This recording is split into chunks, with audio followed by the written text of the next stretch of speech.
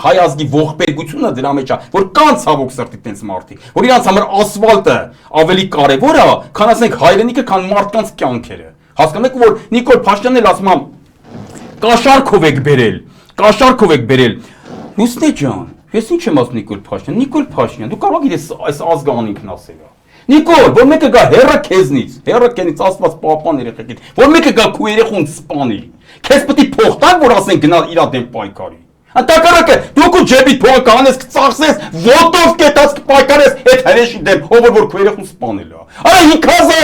5000 երեխա ես կոտորել, այդպես քանի, ինչքան բարեկամներ ու ծնողներ ունեն այդ երեխեքը։ Այդ մարդկանցի փող տան, որ ասեն կարի։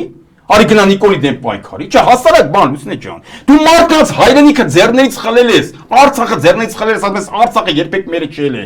Ուրեմն Արցախով ապրող մարդկանց, չեմ ասում ասֆալտով ապրող,